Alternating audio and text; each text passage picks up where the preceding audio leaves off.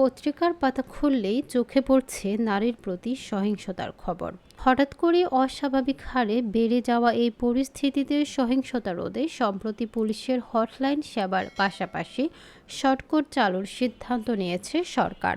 নতুন খবর হলো, নারীর প্রতি সহিংসতার কোনো ঘটনা এখন থেকে হেল্প অ্যাপে লিপিবদ্ধ হলে তৎক্ষণাৎ সেটি এফআইআর হিসেবে গণ্য হবে। শনিবার 15 মার্চ ঢাকা মহানগর পুলিশের ডিএমপি কমিশনার শেখ মোহাম্মদ সাজ্জাদ আলীর বরাত দিয়ে ডিএমপির গণমাধ্যম ও জনসংযোগ শাখা থেকে পাঠানো এক খুদে বার্তায় এ তথ্য জানানো হয়। অভিযোগ ব্যবস্থাপনার জন্য ইনসিডেন্স ট্র্যাকিং সফটওয়্যার, নারীর প্রতি সহিংসতা রোধে শর্টকোড ও অনলাইনে সাধারণ ডায়েরি, জিডি অনলাইনে কিংবা শর্টকোডের মাধ্যমে মামলা বা এফআইআর সহ বহুবিধ আধুনিকায়নের কাজও শুরু হয়েছে।